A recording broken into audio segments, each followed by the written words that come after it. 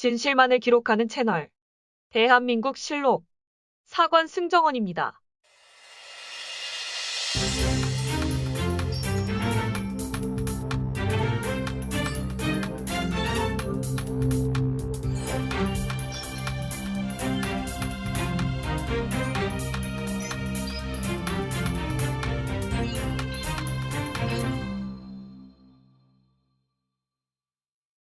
정부에서 새 출발 기금을 도입하겠다고 발표했습니다. 이에 국민들은 개인이 진 빚을 왜 정부가 갚아주냐며 논란이 일고 있습니다. 이에 김주원 금융위원장은 정부가 코로나 기간 때 자영업자 소상공인을 지원했었고 그때마다 도덕적 해이 논란이 있었지만 정부가 적극적으로 지원했기 때문에 위기를 슬기롭게 극복해 나갈 수 있었다고 말했습니다. 새 출발 기금은 빚 갚기가 어려워진 청년 대출자에 대해 이자를 깎아주고 원금 상환을 3년 동안 유예해주는 등의 채무 조정 방안이 이번 조치에 포함되어 있습니다. 이에 국민들은 청년들 중에 가상자산 투자자까지 구제하는 것 아니냐는 말에 김 위원장은 살다 보면 투자에 실패할 수도 사업이 안 될 수도 사들인 부동산 가격이 내려갈 수도 있는데 중요한 것은 원인이 아니라 채무를 갚을 수 있는지 여부라며 채무자들을 따뜻한 마음으로 이해하고 도와줬으면 한다고 말했습니다. 새 출발 기금은 갚을 능력이 없어 연체가 90일 이상 넘어가는 대출자에 대해선 최대 90%까지 원금 감면 조항이 있어 기존에 열심히 갚는 대출자를 차별하고 도덕적 해이를 조장하는 조치라는 논란이 있습니다. 국민의힘 직무대행인 권성동 대표가 사적 채용에 대해 연일 비판을 받고 있습니다.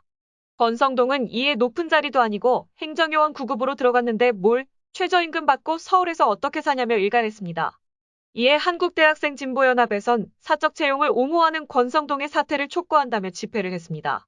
당일 윤석열은 도어 스태핑에서 기자들이 사적 채용 논란 질문을 하자 다른 말씀 또 없으시냐며 답변을 회피했습니다.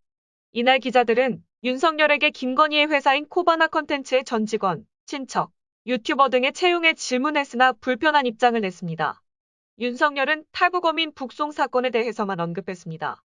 모든 국가의 헌법과 법률에 따라 진행돼야 한다는 원칙론 외에 따로 드릴 말씀이 없다며 답변했습니다. 이날 도어 스태핑은 34초 만에 끝났습니다. 윤석열이 탈북어민 북송 사건 문제로 문재인 전 대통령을 계속 압박하고 있습니다.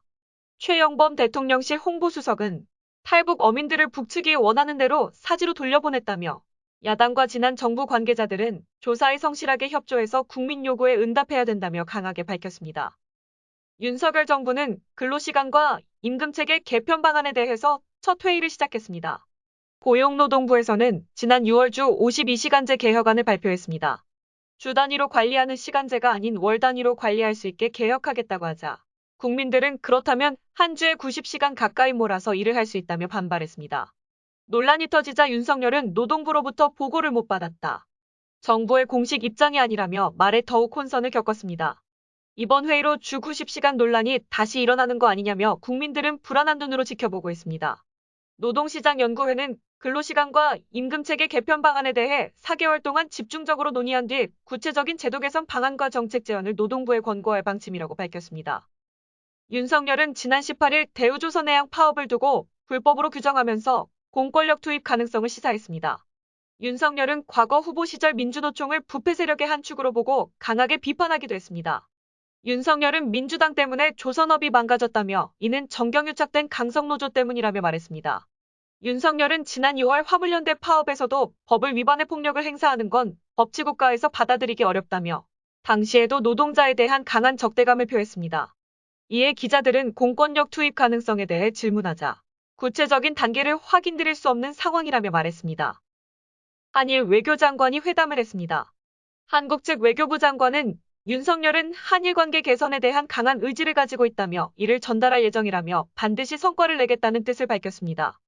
핵심은 일제시대 강제징용 피해자들에 대한 배상 문제에 대해선 박 장관과 하야시 외상은 한국 내 일본 기업의 자산을 현금화해선 안 된다는 인식을 공유했습니다. 앞서 한국 법원은 일제 강제징용 피해자들에 대한 배상을 판결했고 그 책임을 이행하지 않는 일본 기업의 한국 내 자산 매각을 결정했습니다. 이에 일본 기업은 반발했고 지소미아가 해제되는 등 현재의 한일 관계가 된 직접적인 원인입니다.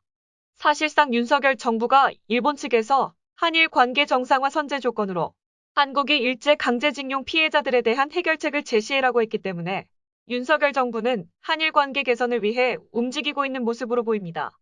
일본 외무성 간부는 한국 외교장관이 해결 의지를 보인 것은 긍정적으로 평가하지만 실제 해결책을 제시할 수 있을지는 의문이라고 말했다고 요미우리는 전했습니다. 연일 코로나가 확산되고 있는 와중에 윤석열은 방역에 대해 기본 철학은 과학 방역이고 절대 희생과 강요가 아닌 자율과 책임으로 관리하겠다며 말했습니다. 국무회의에선 전문가가 의사결정하고 과학적 증거 기반으로 치료하겠다며 회의를 했습니다. 이에 윤석열은 백신 접종을 적극 권장해 예방 효과를 높이고 치명률을 줄이는 데도 힘써달라며 당부했습니다. 일각에선 윤석열 정부의 자율과 책임은 한마디로 정부에선 손을 놓겠다는 의미 아니냐며 강한 비판을 이어가고 있습니다. 윤석열 정부가 반도체 인재 양성을 발표한 이후 교육부에선 반도체 인력을 10년간 15만 명 키우겠다는 방안을 내놨습니다. 박근혜 정부 시절 때 공학계열 학과를 확대해 인재를 확보하려 했던 프라임 사업과 마찬가지로 대학 정원을 조정해 인력을 확보하려는 것으로 보입니다. 프라임 사업의 경우 인력 공급 과다로 인해 실패한 사업인 만큼 앞으로의 행보에 주목됩니다. 윤석열 정부가 4대강을 활용하겠다는 계획을 발표했습니다. 환경부에선 4대강을 가뭄때 사용하고 지역 관광 명소로 과학적으로 관리하겠다며 발표했습니다. 앞선 문재인 정권에선 4대강 보를 개방해 수질과 생태계가 개선되고 있는 상황에서 윤석열 정부의 보호 활용 계획으로 보를 닫자 낙동강 주위의 녹조가 심각해지고 있습니다. 윤석열 정부가 4대강 보호 활용을 공식화하면서 문재인 정부의 제자연화 정책은 폐기했다며 정부에서 말하고 있습니다. 이에 환경단체에서는 낙동강은 2달째 녹조가 피고 4대강 보호 인근 취수원에 붉은 깔따구와 실지렁이가 나오고 있다고 밝혔습니다. 환경단체에서는 강이 썩어가고 있다며 보를 한시라도 빨리 열어야 한다며 말했습니다. 윤석열 정부는 감사원에 의해서 사용 여부를 측정하겠다고 밝혔습니다. 이에 환경단체는 이미 4차례에 걸친 감사를 했다고 밝혔습니다.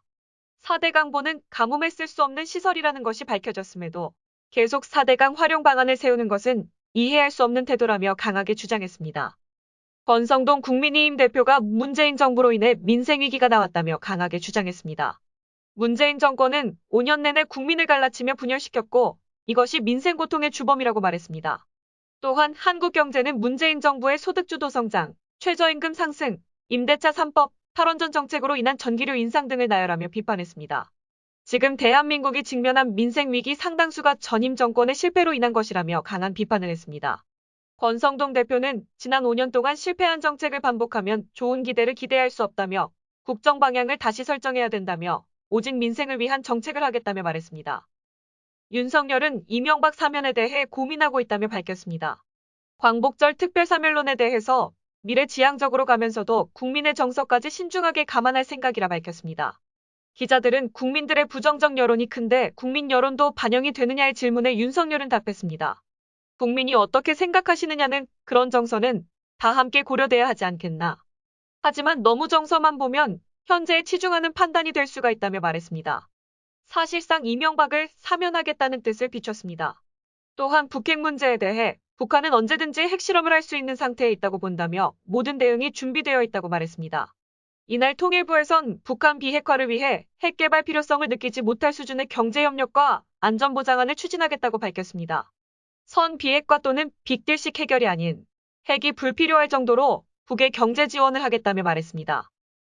윤석열은 이날 세제 개편은 기업 경쟁력을 높이고 서민 부담을 줄이기 위한 목적이라며 세제 개편안을 발표했습니다.